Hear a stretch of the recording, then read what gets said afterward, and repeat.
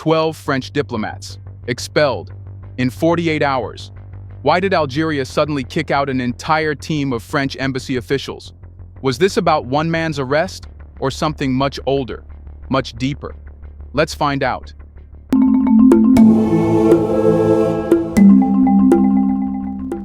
The moment French authorities placed an Algerian consular officer in handcuffs on Parisian soil, the rules of the diplomatic game shattered. This was not just another visa fraud scandal or a discreet expulsion over espionage.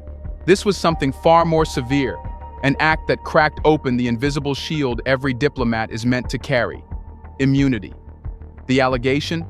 That this official was involved in the clandestine abduction of a political dissident, an exiled Algerian activist long watched by intelligence services. He vanished from the streets of France, and French investigators quietly connected the dots back to the consulate, a place that, under normal circumstances, is untouchable. But these weren't normal circumstances. What shook Algiers wasn't simply that a diplomat was arrested. It was where, how, and why it happened. Paris didn't issue a diplomatic complaint. There was no polite démarche. Instead, it was as if France had already decided, we'll take matters into our own hands.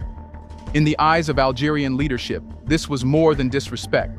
It was humiliation. An act France would never dare try with a more powerful nation. But perhaps the most dangerous part of this wasn't the arrest itself.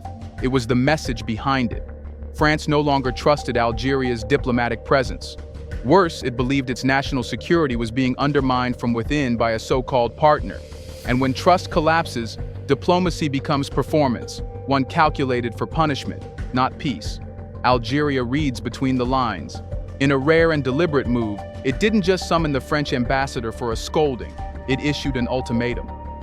12 French officials had to leave within 48 hours. No appeal, no negotiation, no back-channel whispers.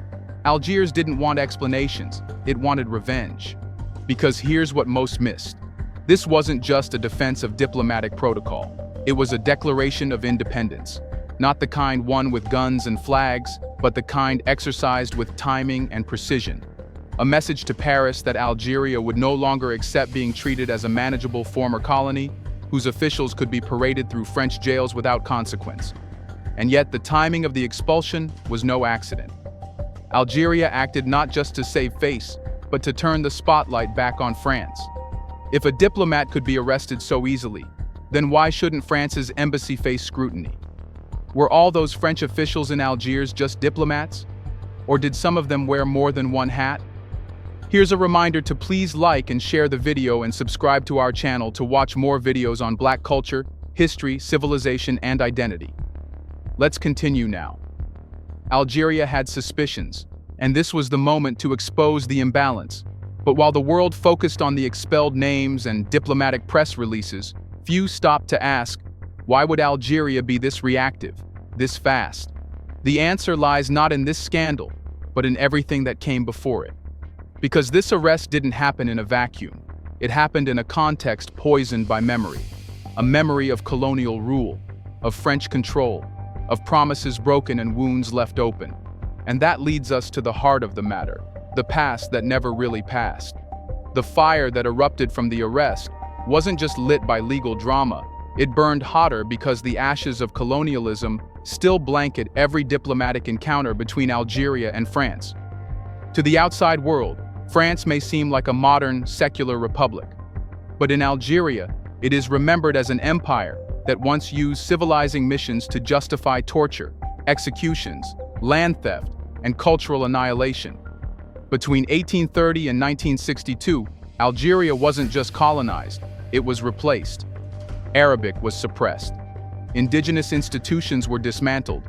Entire communities were displaced to make room for French settlers.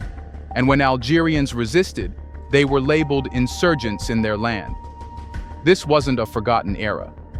It's a living memory passed down in Algerian homes, taught in schools, etched into war cemeteries, and whispered in the bitter jokes of an older generation. France, however, has never fully come to terms with it. French leaders have occasionally acknowledged the violence of colonization, but they stop short of an apology. They speak of memory reconciliation without reparations, historical clarity without justice. And this half-memory, that colonialism was unfortunate but not criminal, continues to poison relations.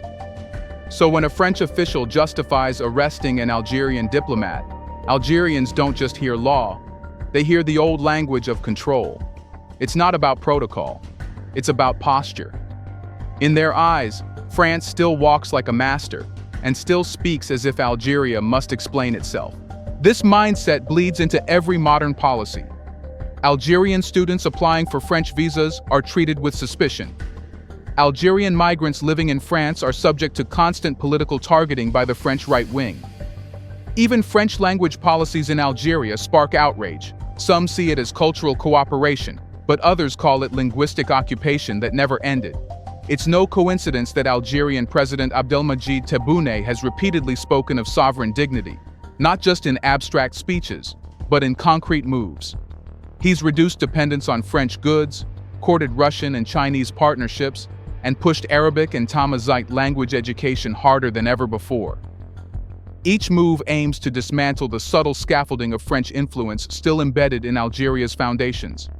So when France arrested that consular officer, Algeria didn't just see a diplomatic crisis, it saw confirmation of an old suspicion: that France, beneath its modernist skin, still views Algeria as a territory to manage, not an equal to respect.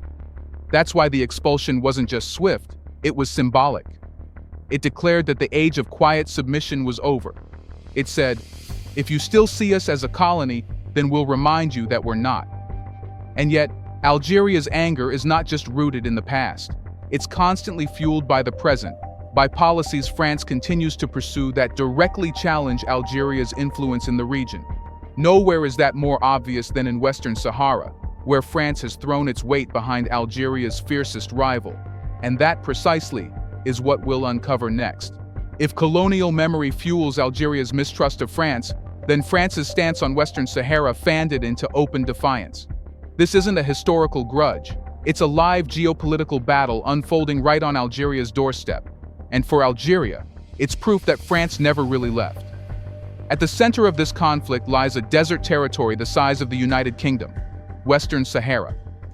Since the mid-1970s, Morocco has claimed it as its own, while the Sahrawi people, backed by Algeria, have demanded full independence under the banner of the Polisario Front. Most of the world sits on the fence, but not France. France, Algeria believes, has not only stepped off the fence, it's wearing Moroccan colors. Paris has publicly supported Morocco's autonomy plan, a proposal that would grant the territory limited self-rule under Moroccan sovereignty. To France, it's a pragmatic solution to a complex conflict.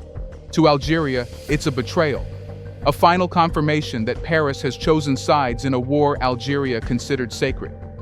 Why does Algeria care so deeply about Western Sahara? It's not just about borders, it's about principle. Algeria has positioned itself as the defender of anti-colonialism in Africa. To accept Morocco's claim would be, in Algerian eyes, to endorse one colonization replacing another.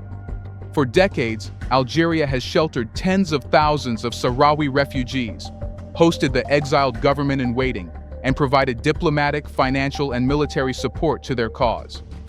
When France backs Morocco, it doesn't just undermine the Polisario. It challenges Algeria's identity, its credibility, and its strategic weight in the region. This isn't theoretical. It's a direct hit to Algeria's influence across North and West Africa. And it's not just about what France says. It's also about what it does behind closed doors. Algerian intelligence circles are convinced that France has played an active role in bolstering Morocco's diplomatic victories, from European Parliament votes to deals with Gulf states. They point to arms deals, intelligence cooperation, and trade preferences that tilt heavily in Rabat's favor. To Algiers, it's clear, France wants Morocco to dominate the Maghreb and Algeria to shrink into silence. So when the French consular official was arrested and the diplomatic fallout began, many Algerians didn't see it as an isolated incident. They saw it as part of a larger campaign, France interfering in Algeria's domestic affairs while strengthening its regional rival. The timing felt too perfect, the insult too deliberate. This is why Algeria's response was not defensive, it was offensive. Expelling French officials wasn't just about sending a message to Paris. It was also about sending one to Rabat. We see what you're doing, and we're not backing down. But there's another reason Algeria is playing hardball now. It's not just fighting for prestige, it's fighting for position. In a rapidly changing Africa, where old alliances are dying and new powers are rising, Algeria wants to redraw the diplomatic map. And that means confronting France, not quietly, but openly. And France, despite its usual playbook of calm denial and bureaucratic delay, is starting to panic. Because Algeria's aggression isn't just regional anymore. It's signaling something much bigger. That Paris no longer calls the shots in its former backyard. But while France scrambles to respond, it faces a dilemma of its own. How far can it go before its power starts to unravel? France responded to Algeria's expulsions with its favorite word in times of crisis: reciprocity. Within days of Algiers announcing the removal of 12 French embassy officials, Paris mirrored the move, announcing that 12 Algerian diplomats would also be expelled. On the surface, it looked like symmetry. Fair, measured, predictable. But beneath that calm surface, something was cracking. This wasn't reciprocity, it was collapse. A carefully maintained diplomatic relationship, with all its fragile formalities, was disintegrating in real time.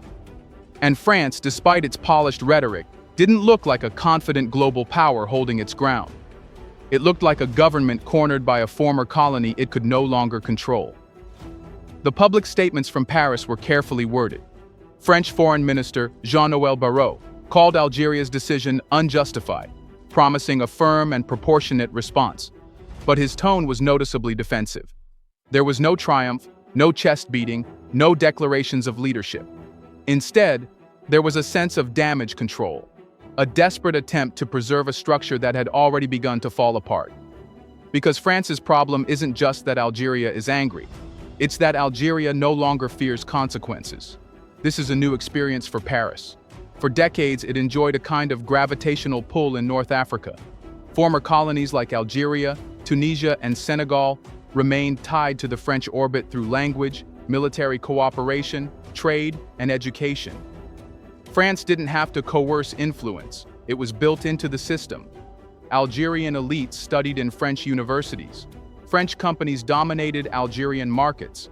French diplomats acted like regional referees, but that system is now in freefall. The moment Algeria expelled 12 French diplomats without flinching, it proved that it had the leverage and the will to challenge that gravitational force. And France's reciprocal expulsions didn't fix the problem. They exposed it. Inside French policy circles, the mood has shifted from annoyance to anxiety. The traditional levers, aid, training programs, business deals, are no longer working. Algeria is looking east, not west. Russia, China, Turkey. They are all offering Algeria partnerships that come without colonial baggage or lectures about democracy. And this puts France in a strategic bind. If it escalates further, it risks losing Algeria entirely, pushing it into the arms of rival powers. But if it backs down, it looks weak, not just to Algiers, but to other African nations who are quietly watching and taking notes. So, what does France do? It performs.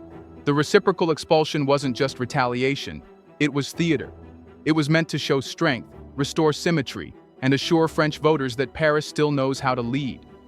But the truth behind the curtain is different. French influence in Africa is no longer inherited, it has to be earned.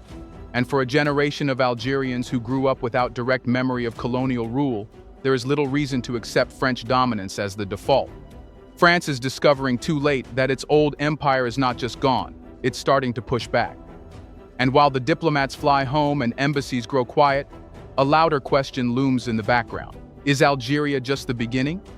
Algeria may have fired the first diplomatic shot, but it's not standing alone. What we're witnessing is not an isolated act of rebellion, it's part of a continental pivot.